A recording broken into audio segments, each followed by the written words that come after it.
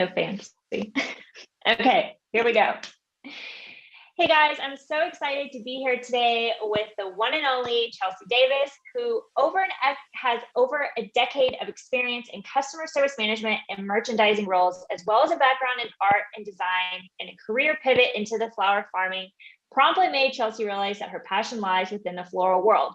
You are going to listen to today's episode and totally relate on her current transformation from the flower farming lane into the floral design lane, specifically for businesses.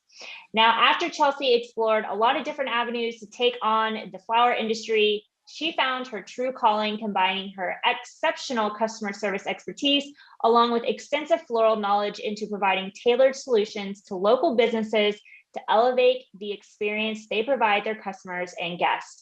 Although floral design has recently become her main focus, Chelsea continues to grow flowers on her boutique flower farm while raising her 2 young children with her husband, Ben, on their beautiful property in the Adirondack Mountains. Thank you for being on the show, Chelsea. Yes, thank you for having me. So I just have thoroughly enjoyed getting to know you. I know that we were Insta buddies for a while, and then you jumped right into the Hotel Florist Profit Method course. Tell us a little bit more about your journey up until this point when we first started talking. Yeah, so I mean, my floral journey started only about 1.5 years ago. I suddenly became a stay-at-home mom. I had a newborn and a 1.5-year-old, and I just felt lost. And I immediately started pressing flowers from the day my daughter was born. I just thought it was special. I wanted to preserve that. And I started kind of pursuing flower pressing for a while. And then I discovered I could grow my own flowers. And that took me like on a whole new journey. I was like full on, I'm going to be a flower farmer. And, you know, trying to do that with a then 6-month-old and a 2-year-old was overwhelming, burnout quick. To say the least. Yeah. And like, I wasn't fully enjoying it. I was missing a part of me that I couldn't create because I was constantly just like in the field and chasing kids around. And I thought like, there has to be more to this. If I'm going to build a business from the ground up, like it's got to be something that I thoroughly enjoy. And I knew flowers was where I wanted to go on my journey. I just didn't know where. So starting this year, I kind of gave myself like some leniency and goals and said, I'm going to just like kind of like put myself everywhere this year, kind of try out a whole bunch of different fields in the flower world and see what sticks. And, you know, I bounced, do I want to do weddings or not? But I really did not want to have my weekends, especially with the family, you know, stuck setting up events. So I came across you and I can't remember where, and I'm so mad because I normally remember how I find people and I can't remember how I found you, but suddenly you came into my life and I thought this is what I want to do. I've always been in the customer service industry, serving others. It's something I love to do. I have a passion for helping others and I do it really well. And suddenly I found I could combine that with flowers and have a business where I help businesses serve others. So I'm just like forever thankful that I found you and that I'm on this journey now and able to, you know, set my own schedules, especially with the kids, and just keep going on this path that I'm following now. My heart is like swelling because I remember being in that exact same position when I had that aha moment, because my background is in hospitality, my degree is in hotel and restaurant management. But when I started my floral design business, I thought that I had to leave all that behind. And it made me really sad because I was like you, I really love serving. I loved customer service. I love the hospitality industry on how we took care of each other and how we took care of other people. And so when I finally realized like, no, actually I could do both. It was, I don't know, it was so freeing. So I completely can understand. Yeah, definitely. And just for everyone listening, this is actually the first time we've ever officially, quote unquote, met. Yeah. So I love that we're documenting this because this is amazing. Yeah. So tell me a little bit about what your journey has been like so far in the Hotel Florist Profit Method. Like explain to me like why you bought it, what you've learned so far, kind of what your biggest takeaways have been. Yeah. So I knew that, so the second I found you, I think you have a small free course, right? You have something that kind of gets us started. Yeah. And I watched that and I was like, I'm hooked. I need to do this. And I didn't want to have to go through all the trials and errors. You know, you've had, you know, years and years of experience with this. And I didn't want to have to go through that. I was like, this is what I want to do. And I want to start now. and there was like no like turning away from it. So I'm either like extremely indecisive about things or I'm extremely impulsive. And this was one of those things that just like tugged at my gut. And I was like, I have to do this. And I think within like days of discovering you, I was signed up for the course. So, and then of course that kind of coincided with my whole start of my growing season this year. So it was kind of like trying to watch it here and there. And then it was like, oh my gosh, I just have to dive into all this content because I have to start pitching to clients and customers and get myself on a different track and start rebranding myself. And that's been a big thing I've done too recently, is just trying to rebrand from that flower farmer into I'm a floral designer and I'm a professional and I'm here to serve you now. And I think you have such a unique selling point. And that's actually one of the things that I cover in the course is like, find what's unique to you. I can give you a blueprint and I can give you a guide, but everyone has a unique story. And the fact that you can support local by them supporting local, that you're saying, hey, not only am I a floral designer, but I'm also a floral farmer, and everything that you're going to have in your store, you can talk to your customers and show your customers on how you're sustainable, in the sense that, you know, supporting local matters and supporting women-owned business matters. And those are all huge, unique selling points that you have. The fact that you grow your own product is incredible. Yeah. Yeah. And I mean, and unfortunately for me, we have in the Adirondacks, I only have like a 3-month growing window. But because I've been growing flowers, American grown flowers has also been really important to me. So I always like, I do try to source like other American farmers when I can. And of course, like I outsource when I have to, especially for like, you know, more exotic flowers and things like that. But so it's always got a special place in my heart. And like you said, supporting other local businesses, that's something that like started to grow like me as a business, like in a larger scale. Because at first when I started, I think we get swept up into, especially this whole new flower farming phase and like craze that people have, you get really swept up into that. And and you're kind of stuck in this world. And what I started to realize was like that wasn't me, that wasn't who I was in my heart. Like I like to get dressed up. I dress up when I go see my clients, you know, I can get dirty in my field. But so what I started to realize was that like I was targeting an audience that wasn't even local to me. And once I started like going into these businesses, and COVID had a big part with that too, like we weren't going anywhere. But now that I've been like back into like the real world again and in my community and meeting other like business owners, it is so awesome. And my business has just grown exponentially. So that's like something I would advise for people to do who are starting this business, is just make sure that like, especially when you're on your, you know, like Instagram or Facebook, that you're not just targeting people who live like all over the country. Like that's good for some aspects, but you really need to get involved in your own community and realize that like, those are the people who are going to be spending money with you first. So absolutely. And they're the ones that are going to like talk about you word of mouth and in your own community. Then you have all these people running out and giving you free marketing. I mean, why wouldn't you focus on them and serve them a little bit extra? And I love that you bring that up. And so far from this conversation, the thing that I love the most is it just like all of this has been in total alignment for you. And I feel that that's what a lot of, especially women and women entrepreneurs, struggle with, is being in alignment. I mean, I can speak to myself personally over the years. It's something I struggle with all the time, because it's like we sign up to do this thing and then we start doing it and realizing, ooh, like you said, it's not as shiny object as I thought it was, or it wasn't going to be a great fit as I thought it was for me. And so then we still stick with it, or we still just say, well, I have to make this work because I committed doing this. Whereas you were very much like, this is great, not 100% me. I need to go figure out what feels good, what's in alignment for me. Okay, I found the thing. Now I'm going to focus on the thing. And it sounds like you've been very successful with it thus far. How has the course helped enable you with pitching and securing new clients? Because I know that that's everybody's question. They're like, you know, obviously when we sign up and we commit and we invest in something, we want to have some sort of return. We want to make sure what we're investing in is really going to support us. How have you felt supported? So one of the things too is that what my customer service background comes from more of like the retail side. I was always in like retail, especially like clothing and telecommunications. So serving customers that were kind of outside that realm, like let's say like an office, like lawyer, or you know, the hotel, I wasn't 100% familiar with that. So there's also a lot of terminology that comes along with that. So whereas I wanted to approach hotels, you know, I didn't know like what the back of the house looked like. I didn't know what F&B was, you know, like there's all these terms that people use. And when you can, you know, learn that sort of language in how these larger hotels operate and businesses operate, you can suddenly speak on their level. So you're not coming at them and using terms, because there's different terms that people use in all different aspects, in careers, and especially the hospitality industry, and learning how they target their customers and how, or, their guests. Suddenly, like, now I can speak to that level too. And I want to, make the guests have a good arrival experience. And there's, brand standards that you don't always use. I didn't always use in retail. So that was a big help, being able to speak on their level and use their terms, and be more familiar with my clients. And I would say even probably added that additional level of confidence, right? Oh, Because yeah, definitely.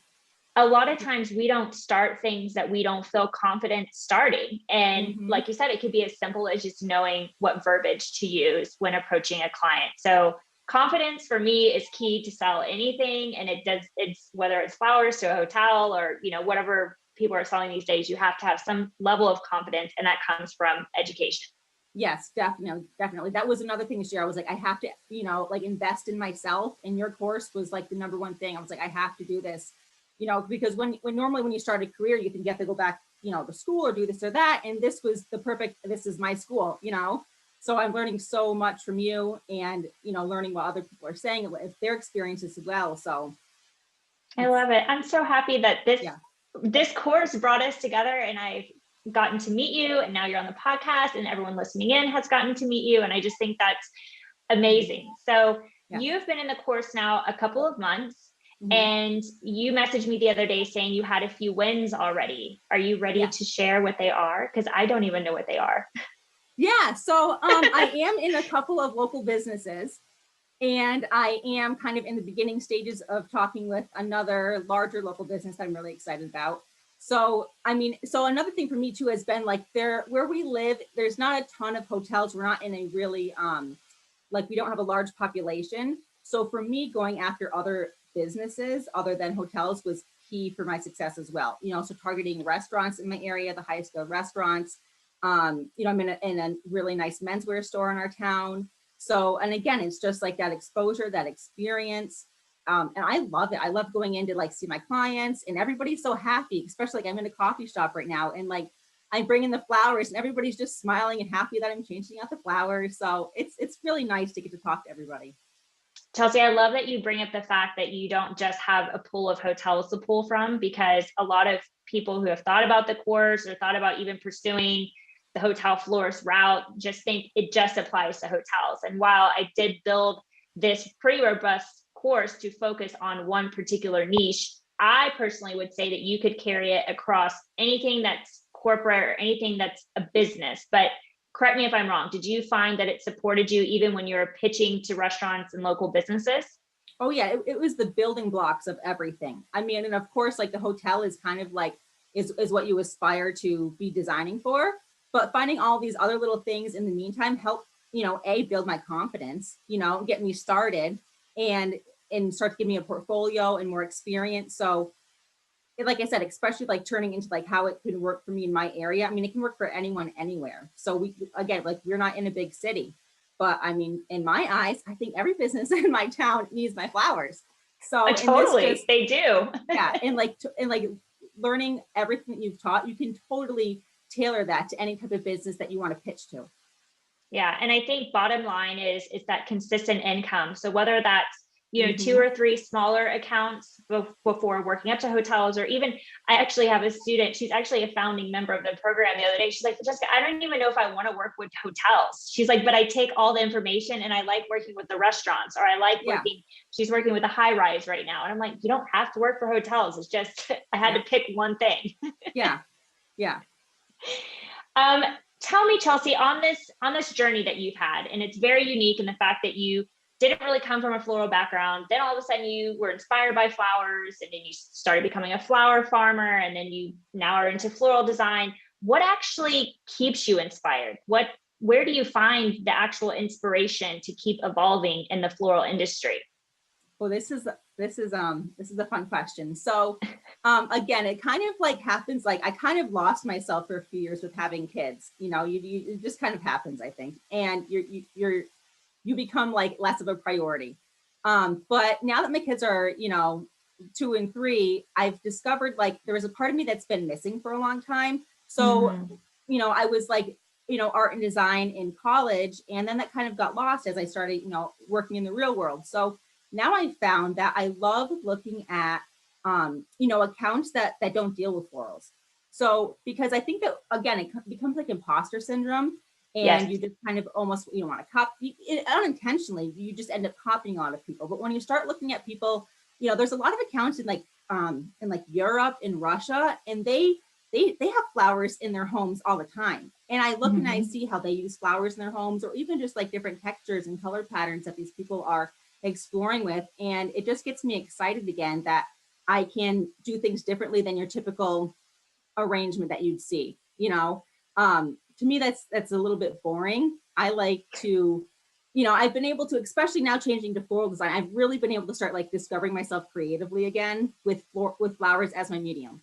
So, and I've got one client who kind of lets me do whatever I want as long as it looks nice. So that's been Those really are the fun. best clients. Yeah. Yeah. So, so I just like look for inspiration in fields other than my own.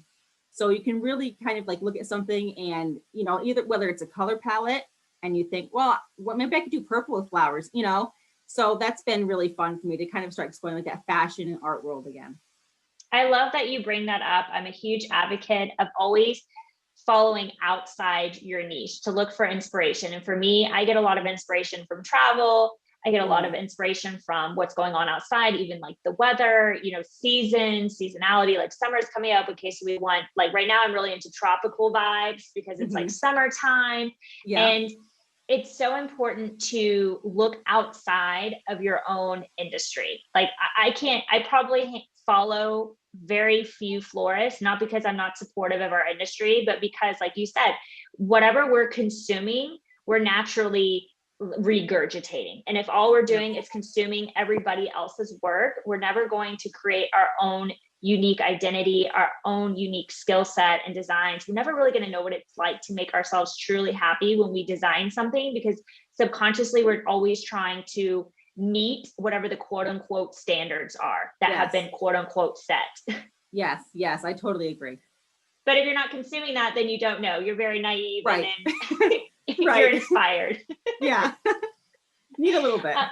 Yeah. So I'm the same. And especially architecture. I mean, I lived in Dubai for 6 years. It was the most beautiful city, one of the most beautiful cities to live in, just because everything was so new and like outside the box. And it naturally made you think outside the box to other things that you were designing. And so if you're listening to this and you're feeling like really just discouraged or maybe frustrated that you haven't figured out what your signature style is, or maybe you're not enjoying designing these days, maybe you find, like Chelsea said, it's just kind of boring, it's like what everyone else is doing, then highly recommend just start scrolling different industries that actually you feel excited by. Like when you open your Instagram, you should feel excited. Yeah. So I love if there's anybody that keeps popping up that's bugging me, I just mute them or unfollow. Find somebody same. You got to create those boundaries. Yes. What would you say have been the best resources that have helped you so far to get to this point? Okay, so I want to name a few really quick. So of course, the Hotel Florist Profit Method. Like, I did not pay you to say this. Yeah, no. But I mean, definitely that has like when I discovered like what my niche was going to be in the flower world, like this has been an incredible resource for me. Just learn all the different aspects of it. You don't have to put too much thought into things. It's just kind of, you lay it all out for us. Before I discovered you, I was taking Christina Berrigan's Bloom mentorship. I'm actually in that program still, Florist Society. And she's really good at like talking about like finding your ideal client and ideal client avatar and merchandising or marketing. So that has been really helpful as well. And then for anybody who's like in more the flower farming lane, or, honestly, anybody who's starting a business and needs help with money, Farmer Florist U, Jerry and Kristen, get their last name. They have Porch and Prairie. They have a flower farm. They're a farmer florist. Man, they teach you everything you did not like listen to in economics. They go over like profit margins and tracking labor costs. So they were really good at helping like kind of structure everything for me. But then again, like you were just kind of like the bread and butter, like it just like brought everything together for me. And it really helped me like like focus in on what I wanted to do, and kind of like everything else just kind of fell aside, and I'm just like full on, this is what I'm going to do with my life. So I'm so happy and excited. Oh, thank you for sharing those resources. I Mhm. would be very keen to follow the gardening. You said Jerry and Yeah, Jerry and Kristen, they do Porch and Prairie. They have Fortune Farmer Prairie. Florist U is what it's called. You know, no, not a lot of people know this, but when I started my floral business, Fransie's Flower Design, 6 years ago, I wanted to create a Fransie's empire. So I had Fransie's Flower Design, then I created a nonprofit called Fransie's Flower Friends, and then I wanted to create a farm called Fransie's Flower Farms.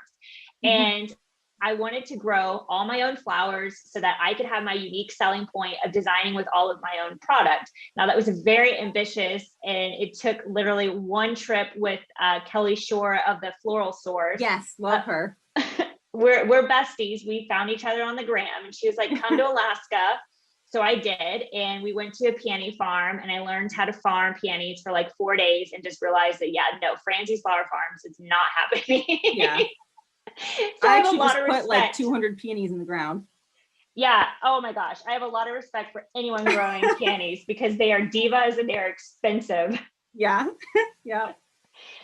So I love that you share this openly and willingly, because I think it's so important for, you know, I'm very conscious of anyone, if they invest their time, their money, like I want to make sure they're walking away with something they could implement today, they could look up today and really start helping them on their journey. And the one thing that with the Hotel Florist Profit Method that I really wanted to drive home to anybody that took the course was to really give them, one, confidence that they can do whatever it is that they want to do, Mhm. and two, permission to allow themselves to do something that's outside the box that maybe they hadn't Yes. thought of before, maybe design in a way they hadn't thought of, or maybe approach a client they hadn't thought of, and just do it their way, do it in the way that Yes. felt good to them. But here's like the skeleton, and just like flesh out the bones with what's in Mhm. alignment for you. Yeah, definitely. Totally agree. It's been, again, like the number one resource into helping, again, like build my confidence and approach clients and realize that there was, nobody talks about this, like that you can do this for businesses, you know, and it's so much fun. And again, it's like what I was meant to do. I just know it now. So I'm having so much fun with it. Oh my gosh, that makes me so happy. Okay, last very serious question I'm going to ask you. Why are flowers in the hotel lobby so important? Or in your case, like, why are flowers so important for your clients? You know, whether it's in the menswear showroom, like, how does it impact their space? How does it affect them and their clients? Like, why are they so important? Yeah. So, I mean, I think the first thing is of course, it's the arrival experience of whatever store you're walking into, you know, so whether it's the hotel or, you know, a menswear store or a restaurant, it shows that, you know, the owner of that business has taken the time to, you know, source out a florist and provide flowers for you. And they provide a sense of like comfort, and they also make you feel special. Flowers make everybody feel special. So when you walk in somewhere and there's flowers, I mean, you know, everybody loves receiving flowers. Now this business that you're going to has them out for you. And and I think too, like especially like in a place like a hotel lobby, I know some people have said, well, you know, I've had some people say, I don't think that matters too much if they're in the lobby or not. Well, you know, if there's artwork, but I've sat in hotel lobbies and watched people. And if they don't walk up to the front desk first, or if there's a line, their eyes immediately start to scan the lobby for something to look at, for something to walk over to. And if there's fresh flowers, they always go to the flowers. And people, they don't like standing still, makes them feel nervous. So it gives them something to start talking about, whether they're with, you know, a friend or family member, or there's another guest nearby, you know, are these real? And they start, you know, a conversation. You know, it's like the weather. Everybody's always talks about the weather when you have nothing to talk about. But, you know, I've noticed that flowers give people something to talk about. And again, and it's the same thing with businesses. You know, it gives some people something to focus on, something to feel comfortable around, you know, and it makes them feel special. It gives them an elevated experience that they don't get when they walk into any other store.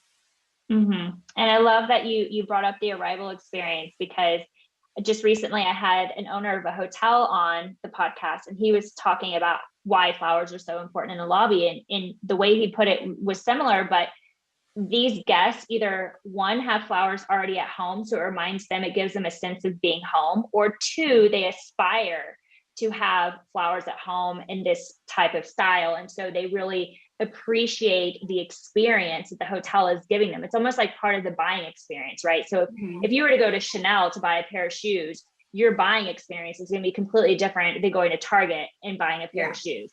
And it's just right now, I'm not saying everyone needs to run out to Chanel and buy a pair of shoes, but buyers have become a lot more discerning. They want to have some sort of experience, especially when it comes to a celebration or a monumentous occasion, or even as businesses returning now and they're away from home. Like, these small touch points really make a difference. They really impact, even on a subconscious level, at the guest or whoever is buying in the store, that, like you said, this person has thought of me. This person has thought of my experience that I'm going to have with them. And naturally, this person wants to return because it makes them either feel like they're at home, or it gives them an energetic match for what they truly want to have. And so that's why it's so important. But like you said, a lot of people don't think like that. Right. And it is, like you said, it's very subconscious too. But there's been scientific studies that like flowers are a positive mood booster. So yes. And I also love the fact how you mentioned everyone's eyes start scanning. I'm in the process right now of training 2 new florists for a hotel account. And I always tell them how important the focal point is of the design, because what happens is the person comes into the space, they're instantly overwhelmed and nervous because they don't know what to do, and they scan. And your eye always wants to make sense of whatever it's looking at. So if you have a focal point on that arrangement that's right in the lobby or right behind the front desk, the eye will instantly go to it and feel relaxed. Yeah. If you have some crazy arrangement that doesn't have really any focal points, or it's just really, really busy, instantly they become more stressed. The eye is trying to figure out like, okay, what's going on here? There's nothing for it to focus on. And so again, it's all about how it impacts the guest. Yes. I could chat about this all day long, and I'm so excited that I've had you on the show.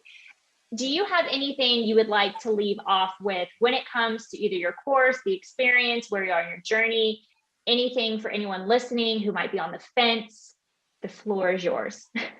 Yeah, I mean, definitely, like I said, I was at a place where I knew that I wanted to be somewhere in the flower world, but I didn't know exactly where. Again, like weddings and events to me, right now, I'll never say never, but right now they don't interest me, just because again, it's like I have a young family, so I need to be home on a Saturday, and again, it's that inconsistent income. I need to find something where I can consistently know that, I'm going this place this week, every single week at this time, and I'm making X amount of money each week. And it offers that, especially with chaotic kids right now, a sense of calm in my life. And it makes me feel like I'm running more of a business than just kind of scattered about searching for, where my next client is coming from.